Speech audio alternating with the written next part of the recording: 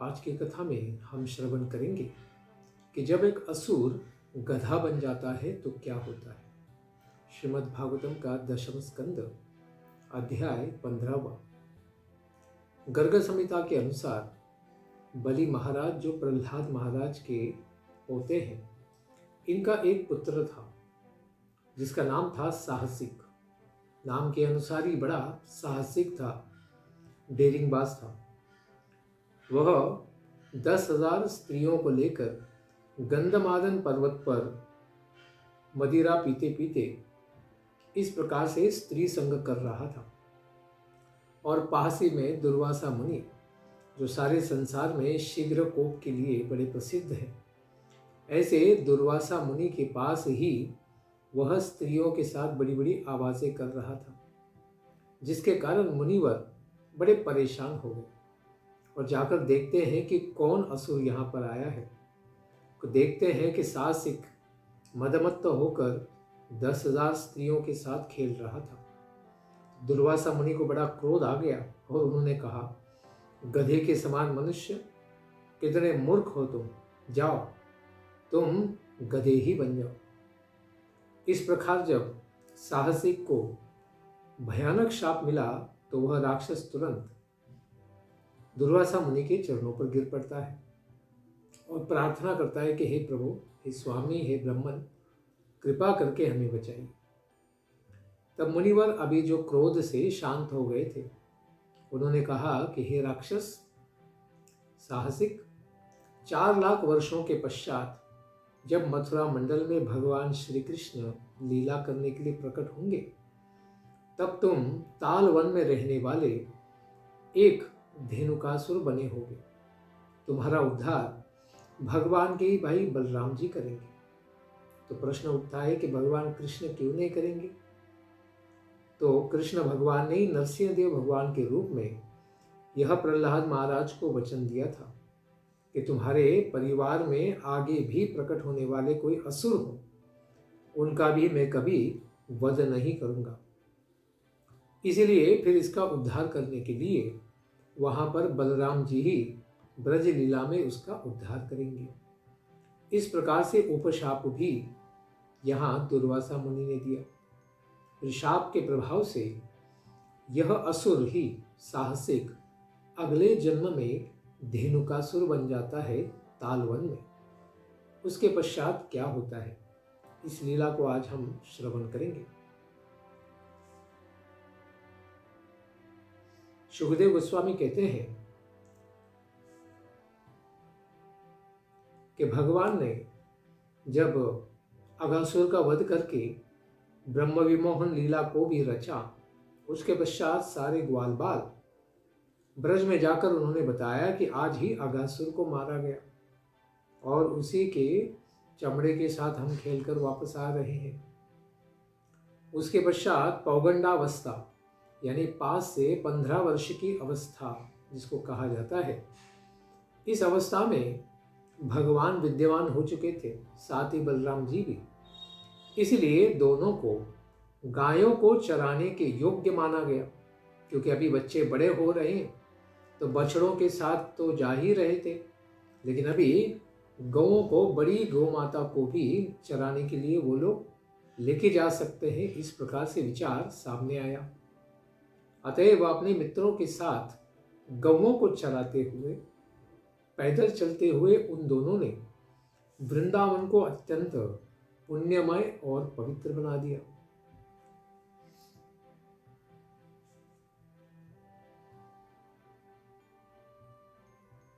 भगवान श्री कृष्ण के दिव्य यश का गान करने वाले उनके प्रेमी गोपगणों से घिरे हुए बलराम जी के साथ भगवान श्री कृष्ण स्वयं बंसी को बजाते हुए गायों को आगे करके पशुओं के चराने योग्य उस दिव्य वन में प्रवेश करते हैं, जो वन रंग बिरंगे पुष्पों से भरा हुआ था। मनोज्ञ गुंजन करने वाले भ्रमरों की गुंजन ध्वनि वाले पक्षियों से तथा मृगों से भरे हुए महापुरुषों के मन में जिस प्रकार से स्वच्छता होती है, उसी के समान स्वच्छ जल से भरे हुए सरोवर वहां पर थे। उसी के साथ उसमें विकसित कमल की सुगंधि, इनके साथ संपन्न उस मनोहर वन को देखकर भगवान श्री कृष्ण उस वन में ही विहार करने का मन बना लेते हैं। यह वन मन को आकर्षित करने वाला है। ऐसे मनोहर वन में वे आकर्षित हो गए।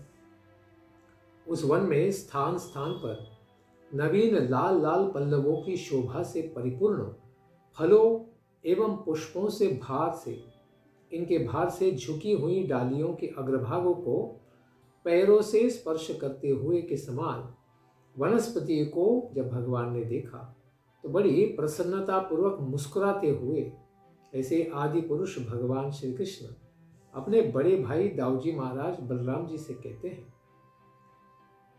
हे देवश्रेष्ठ, हे देव देव जगत पते, ये वृक्ष अपने वृक्ष जन्म लेने के कारण जो अज्ञान को प्राप्त किए हैं, उस अज्ञान को ही विनष्ट करने के लिए देवताओं के द्वारा पूजित आपके महान दिव्य चरण कमलों में पुष्पों को तथा फलों को उपहार के रूप में समर्पित कर रहे हैं और अपनी शिखाओं अग्रभाग से आपको प्रणाम भी कर रहे हैं, आपको दंडवत प्रणाम भी कर रहे हैं और फूल फल भी अर्पित कर रहे हैं। हे अनक, हे पाप से सर्वदा मुक्त दाऊजी महाराज, ये सभी भौरे भी संपूर्ण जगत को पवित्र बना देने वाले आपके दिव्य यश का गान करते हुए पथ पथ पर आदि पुरुष आपका ही भजन कर रहे हैं। लगता है कि ये सभी आपके ही कोई मुख्य भक्त हैं, पूर्व जन्म के मुनिगण हैं।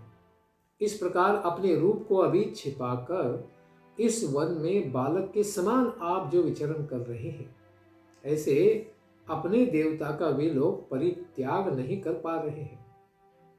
ये अत्यंत स्तुत्य बलराम जी, जिनका गुणगान तो वेद भी कर रहे हैं, ये मयूर भी आपको देखकर बड़ी प्रसन्नता के साथ नृत्य कर रहे हैं और साथ ही ये हरिणियां अपने प्रेम से भरे नेत्रों से देखकर उसी तरह आनंद को प्राप्त होती है जिस तरह की गोपियां अपने प्रेम भरे नेत्रों से देखकर आनंदित हो जाती हैं। कोयलों का समूह भी अपनी कुहू कुहू की सुंदर ध्वनि से आपको आनंदित करती है। धन्य है ये वन, इसमें रहने वाले सत्पुरुषों का यह दिव्य स्वभाव ही है कि वे अपने घर में आए हुए आपके जैसे महान भगवान को अतिथि के रूप में पाया है तो अपनी सबसे सुंदर वस्तुओं को आपके चरणों में न्यौछावर कर रहे हैं। आपके चरणों का स्पर्श प्राप्त करके यहाँ धरणी माता भी धन्य हो गई। आपकी अंगुलियों का स्पर्श प्राप्त करके यहाँ के तृण विरुद्ध वृक्ष और लताएं भी बड़ी स्वयं को धन्य मानती हैं। आपके सदैव चितवन से ये नदियां, पर्वत और पक्षी एवं मृग धन्य हो गए तथा जिसको लक्ष्मी जी भी प्राप्त करना चाहती हैं, ऐसे आपके दिव्य वक्षस्थल का स्पर्श करके आपकी प्रिय सखियां गोपियां भी धन्य हो गई। तो शुभदेव गोस्वामी कहते हैं, इस तरह से अत्यंत सुंदर वृंदावन को देखकर प्रसन्न मना भगवान कृष्ण अपने अनुगामियों के साथ गोवर्धन की तराई में यमुना जी के तट पर गौओं को चराते हुए अनेक प्रकार की लीलाएं करने लगे। जिनके चरित्र का गान ग्वाल बाल किया करते थे, ऐसे वनमाला धारण किए हुए भगवान श्री कृष्ण बलराम जी दाऊजी महाराज के साथ मदमत्त भौरों के गुंजन के स्वर में स्वर मिलाकर गाने वाले ग्वाल बालों के साथ ही स्वयं भी गाने लगते थे। कहीं पर श्री भगवान कलहंसों के साथ साथ स्वयं भी पूजन करते थे, पक्षियों के जैसे ही आवाजें निकालते थे तथा कहीं पर नाचते हुए मयूर को देखकर उसके साथ वे नृत्य भी करने लग जाते थे, जिसे देखकर सभी ग्वाल बाल स्वयं भी हंसने लग जाते थे। कहीं पर वे गौओं और गोपालों को अच्छी लगने वाली मेघ के समान गंभीर वाणी से दूर गए हुए पशुओं को उनका नाम लेकर प्रेम पूर्वक पुकारने लगते थे। कहीं पर वे चकोर, क्रौंच, चकवा, भारद्वाज तथा मयूर की बोली को बोलकर उन सबों का अनुकरण करने लगते थे, तो कभी वे व्याघ्र तथा सिंह से डरे हुए जीवों के समान ही बोलने लग जाते, जैसे कि खरगोश इनकी भी आवाजें निकालते, और मानो व्याघ्र आने से जैसे वे सब भयभीत होकर भाग जाते हैं, उसी प्रकार से आवाज करते हुए झाड़ियों में प्रवेश करते थे। कहीं पर क्रीड़ा करते करते बलराम जी थक कर किसी गोप की गोदी रूपी तकिया पर सिर रखकर लेट जाते, तो उनके पैर आदि दबाकर भगवान श्री कृष्ण स्वयं उनकी थकान दूर करने का कार्य करते थे। नाचने गाने तथा ताल ठोककर परस्पर में कुश्ती लड़ने वाले गोपालों की हाथ में हाथ डाले हंसते हुए दोनों भाई उन सब की बड़ी प्रशंसा करने लगते। अरे तुम तो बड़े वीर हो, वृंदावन में तुम्हारे जैसा पहलवान कोई नहीं है। इस प्रकार से उनको उत्साह देते। कहीं पर भगवान श्री कृष्ण भी गोपों के साथ कुश्ती लड़कर मानो थक से जाते, तो किसी वृक्ष के नीचे पल्लवों से रचित शैया पर ग्वालों की गोद रूपी तकिया पर वे भी सिर रखकर सो जाते। भगवान श्री कृष्ण का कोई ग्वाल पैर दबाता, तो कोई निष्पाप गोप पत्र निर्मित पंखा बनाकर चामर करता, उनको हवा देता ताकि उन्हें पसीना न आए। महाराज परीक्षित भगवान श्री कृष्ण के प्रति स्नेह सिंचित बुद्धि वाले दूसरे गोप श्री भगवान की लीलाओं के अनुरूप उनको प्रिय प्रतीत होने वाला गीत धीरे धीरे मंद स्वर में गाने लग जाता था। इस तरह अपनी दिव्य माया के द्वारा भगवान ने अनेक लीलाओं का विस्तार किया, और इनके द्वारा गोप बालक के समान ही सारी लीलाओं को करते हुए श्री लक्ष्मी जी के द्वारा भी सेवित अपने पद पल्लवों के द्वारा परमात्मा लीलाओं के द्वारा गोपों के साथ मानो कोई सामान्य ग्राम का ही वृंदावन का कोई सामान्य बालक हो, इस प्रकार से ग्वाल बालों के साथ लीलाएं करते थे।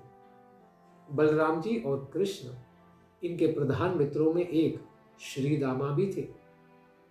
साथ ही भगवान के कृष्ण के खास मित्र सुबल और स्तोक कृष्ण यानी छोटा कृष्ण भी थे। इन सब गोपों ने बड़े प्रेम पूर्वक भगवान कृष्ण और बलराम जी से कहा, क्योंकि वे सब इस प्रकार से भगवान की शक्ति को जानते थे, महानता को भी जानते थे। तो कहते हैं कि हे राम, हे राम, हे महाबाहो दुष्ट निबरहण कृष्ण। कहते हैं कि यहाँ पर बहुत ही पास में ही ताड़ वृक्षों से बना हुआ एक महान बढ़िया वन है, जिसका नाम है तालवन। तो कृष्ण कहते हैं, भाई क्या विशेषता है वहाँ की, कोई बताओ। तो बालक कहते हैं, वहाँ पर बहुत से ताड़ के पके हुए फल गिरते रहते हैं, और बहुत से पहले से ही गिरे हुए हैं, किंतु वहाँ पर एक दुष्ट धेनुक नामक भयानक असुर उन सब पर रोक लगाकर बैठा हुआ है। कोई वहाँ के फलों को प्राप्त नहीं कर सकता है। इसीलिए कहते हैं कि हे बलराम जी, हे कृष्ण, वह असुर अत्यंत बलवान है, गधे का रूप धारण किया है, लेकिन उसको सींग है और बड़ा ही भयानक है। कोई आता है तो उसे तुरंत ही मार देता है। उसके साथ सेनाएं, साथी और बंधु बांधव भी, यानी सारे गधे का पूरा बड़ा समाज है। ये सब उस वन में घेरे हुए रहते हैं। हे अपने शत्रुओं को मारने वाले, उसके द्वारा मनुष्य भी खाए गए हैं, ऐसा समाचार हमने सुना है। कोई मनुष्य इसीलिए डर के मारे उस वन में कभी प्रवेश नहीं करता, और उस वन में कोई पशु अथवा पक्षी भी नहीं रहता। गाय चराने भी कोई भी वहां पर नहीं जाता है। लेकिन वहां पर बहुत सारे ताल के फल गिरने के कारण यहाँ तक उन फलों की दिव्य सुगंध आ रही है, आप उसका अनुभव कर सकते हैं। लेकिन हमने या फिर ब्रजवास करने वाले कोई भी ब्रजवासी ने इन फलों को कभी नहीं खाया है। उसका ही यह सुगंधित गंध यहाँ चारों ओर फैल रहा है।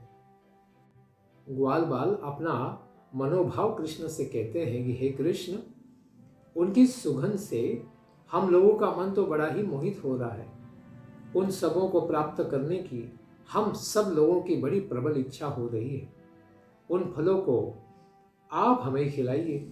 हे बलराम जी, यदि आपको अच्छा लगे तो चलिए वहां तालवन में चलते हैं।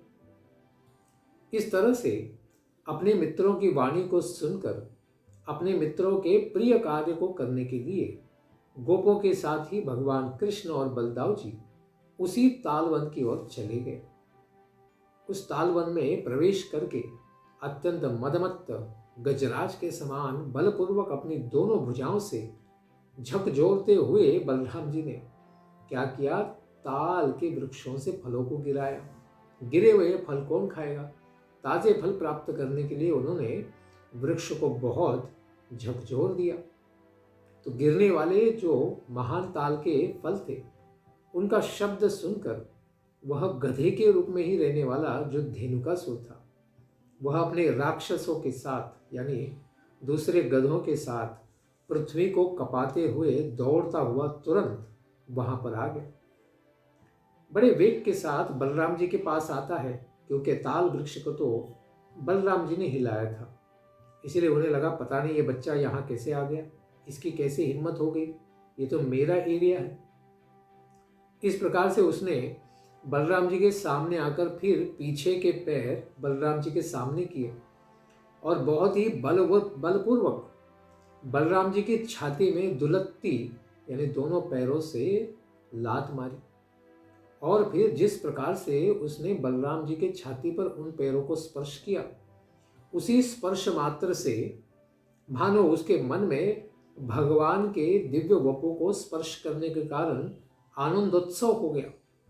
तो तुरंत वह वहां से हटकर सारी दिशाओं में, चारों दिशाओं में दौड़ने लग गया। उसे लगना, पीछे देखा भी नहीं, उसे लगना इस बच्चे को मैंने समाप्त कर दिया है। लेकिन क्रोध में भरा हुआ वह आगे जाकर जोर जोर से रेंकता है और देखता है कि बालक वहीं पर है। बलराम जी तो टस से मस भी नहीं हुए। ऐसे बलराम जी के पास पुनः पहुंच जाता है और उनकी ओर पुनः पीट करके उसे लगता है कि मैं पुनः दुलत्ती चलाऊंगा, लात मारूंगा। लेकिन बलराम जी ने पहली बार तो माफ कर दिया, लेकिन अभी बहुत हो गया। बलराम जी ने अपने एक ही हाथ से उस गधे के दोनों पैर पकड़ लिए और फिर उठाकर जोर जोर से उसको चारों ओर घुमाना शुरू कर दिया। इतना जोर से उसको चक्रवात की तरह घुमाया कि उसके घुमाते घुमाते ही धेनुकासुर ने अपने प्राणों को त्याग दिया। मुंह से पूरा खून बाहर आने लग गया और बलराम जी को लगा ये गंदा असुर है, गधा है। तो तुरंत उठाकर जोर से उन्होंने दूसरे एक महान ताल वृक्ष के पेड़ के ऊपर उसको फेंक दिया। वह जैसे ही ताल वृक्ष पर गिरा, बहुत ही भयानक मोटा असुर था, तो उस गधे के वजन से वह ताल वृक्ष गिरने लगा और उसके बगल में दूसरा वृक्ष था, उसके ऊपर गिरने लगा। इस प्रकार से अनेक वृक्षों को गिराता हुआ, अनेक वृक्षों को तोड़ता हुआ वह धड़ाम से नीचे गिरा। बलराम जी के द्वारा इस प्रकार खेल खेल में ही सारे असुरों का राजा धेनुकासुर, इसको एक साधारण गधे की तरह भगवान ने पटक कर लटक कर फेंक दिया और इससे वो मर गया। और फिर सारे वृक्ष कांपने लग गए और साथ ही उस राक्षस के सारे मित्र परिवार वाले कांपते हुए देखते हैं कि अरे ये क्या हो गया। तो सुखदेव गोस्वामी कहते हैं कि हे राजन परीक्षित, जगत के स्वामी भगवान अनंत देव साक्षात बलराम जी, इनके विषय में यह कोई आश्चर्य की बात नहीं थी। वे तो सारे संसार को धारण करते हैं, तो एक गधे को मारना तो कुछ भी नहीं। जिस तरह तंतुओं में वस्त्र ओतप्रोत रहता है, उसी तरह भगवान अनंत में यह सारा जगत ओतप्रोत है। उनके लिए तो मंदराचल पर्वत भी कुछ नहीं है, तो गधा क्या है। इसके पश्चात धेनुक के जो भी बांधव थे, वे सब धेनुक मारा गया है इस प्रकार देखते हुए बड़े क्रोध के कारण भगवान कृष्ण और बलराम जी के ऊपर टूट पड़ते हैं। उनमें से जो जो भी पास आते हैं, उन सबको खेल खेल में पिछले पैरों को पकड़कर, क्योंकि बलराम जी ने जैसे किया था तो सबको वही आनंद आ रहा था, तो भगवान कृष्ण ने भी इसी प्रकार से उन गधों को पैर पकड़ पकड़ कर गोल गोल घुमाकर बलराम जी की तरह ही उन्हें क्या करते थे, वृक्षों के ऊपर फेंक देते थे। इस प्रकार मरे हुए दैत्यों के शरीरों के द्वारा सारे ताल वृक्ष भरे पड़े ऊपर, और उसी से ताल के फल भी नीचे गिरते थे। इस प्रकार इन फलों को इन गधों के द्वारा ढके हुए देखकर, और रंगे बिरंगे कलर के गधे थे, एक ही कलर के गधे नहीं थे, इसलिए आकाश तल के समान वहां की भूमि सुशोभित हो गई, क्योंकि सब जगह उन्होंने ताल वृक्षों के फलों का वर्षापात ही कर दिया। इस प्रकार पृथ्वी की लाल श्वेत नीले मेघ के सदृश इस प्रकार सुंदर छटाएं उत्पन्न हो गई, क्योंकि उसके ऊपर ये गधे, अलग अलग रंग के गधे भी पड़े और ताल वृक्ष के फल भी। भगवान श्री कृष्ण तथा बलराम जी के द्वारा इस प्रकार किए गए अत्यंत महान कर्म को देखकर देवताओं ने पुष्पों की वर्षा की, बाजे बजाए और स्तुति की। क्यों? क्योंकि इंद्र को भी इस वन का सोमरस प्राप्त नहीं था, असुर ने इसके ऊपर बंदी लगा दी थी, इसीलिए अभी पुनः तालवन देवताओं के कल्याण के लिए भी खुला हो गया है। इसको देखकर इंद्र देवता और सारे देवता बड़े ही प्रसन्न हो गए और उन्होंने उसी आनंद से पुष्पों की वृष्टि की। उसके पश्चात भय से रहित अभी मनुष्यों ने सारे ताड़ के फल खाना शुरू किए, और धेनुकासुर मारा गया है तो उस वन में गायों को भी चराना प्रारंभ कर दिया। जिन लीलाओं का श्रवण और कीर्तन अत्यंत पुण्यमय है, वे कमल दल के समान मनोहर नेत्र वाले भगवान श्री कृष्ण, जिनके पीछे पीछे चलने वाले उनके सुंदर सुंदर गोप बालक मित्र उनकी स्तुति कर रहे थे, ऐसे भगवान श्री कृष्ण अपने बड़े भाई बलराम जी के साथ व्रज में चले आते हैं। उस समय भगवान श्री कृष्ण के अत्यंत काले घुंघराले केशों पर गौओं के खुर से उड़ने वाली जो धूली थी वह उसके ऊपर क्या है, पड़ी हुई थी। उनके सिर के ऊपर मोर मुकुट बंधा हुआ था। केशों में अत्यंत वनमाली होने के कारण मनोहर पुष्प गुंथे हुए थे। उनका मुखमंडल मनोहर चितवन और मधुर मुस्कान से मंडित था। वे वंशी बजा रहे थे तथा उनके पीछे चलने वाले गोप उनकी कीर्ति का दिव्य गान कर रहे थे। ऐसे भगवान श्री कृष्ण के दर्शन की आस लगाए हुए सारी गोपियां उनकी वंशी की ध्वनि को सुनकर एक साथ ब्रज से बाहर आ जाती हैं ताकि भगवान का सुंदर दर्शन हो सके। इन गोपियों ने अपने नेत्र रूपी भ्रमरों से श्री भगवान के मुखारविंद के मकरंद रस का पान करके इस प्रकार श्री भगवान के दिन भर की विरह ज्वाला को शांत किया, क्योंकि भगवान जब से जाते हैं गायों को चराने के लिए तो उनका कोई दर्शन नहीं कर पाता है।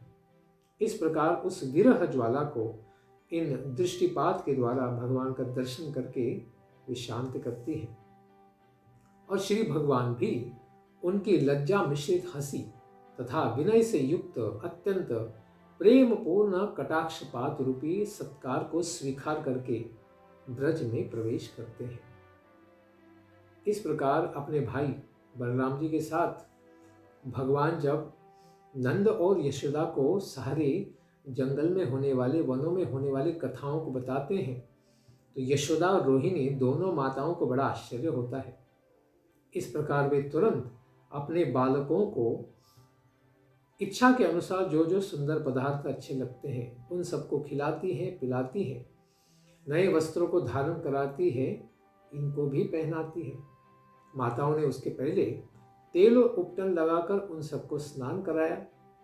उससे उन दोनों के मार्ग में जो भी श्रम प्राप्त हो गया है दिन भर का, वो पूरा समाप्त हो गया। स्नान करके बड़े पवित्र होकर उसके पश्चात सुंदर सुंदर वस्त्रों को धारण करते हैं, पुष्पों की मालाओं को पहनते हैं और कपाल के ऊपर चंदन भी लगाते हैं। इस प्रकार अपनी माताओं के द्वारा परोसा गया अत्यंत स्वादिष्ट भोजन भोग खाकर 56 भोग को खाने के पश्चात प्यार पूर्वक बड़ी श्रेष्ठ शैया के ऊपर दोनों भाई सुलाए जाते हैं। बलराम जी और कृष्ण सुखी निद्रा गेला, बड़े सुख के साथ अपनी लीलाओं का स्मरण करते हुए, अपने मित्रों का स्मरण करते हुए दोनों भगवान आराम करते हैं। ऐसा धेनुकासुर जो हमारे मिथ्या बुद्धि का प्रतीक है, जो बुद्धि अनात्म बुद्धि हो जाती है, यानी इस शरीर को ही आत्मा मानती है और फिर उसी के उन्माद में सारे पाप और अपराध करती रहती है, ऐसी भौतिक बुद्धि का विनाश बलराम जी यानी गुरु आचार्य गण उसमें भरे हुए गलत तर्क और संशयों का नाश करते हैं और फिर हमें भगवान की भक्ति में यानी सेवा में लगाते हैं। इस प्रकार धेनुकासुर का वध भगवान ने किया। इसके आगे की कथा को श्रवण करेंगे आने वाले सत्र में। धन्यवाद। हरे कृष्ण। ग्रंथराज श्रीमद् भागवतम की जय। निताय गौर प्रेमानंदे हरि हरि बोल। जय जय श्री राधे श्याम। जय जय श्री वृंदावन धाम।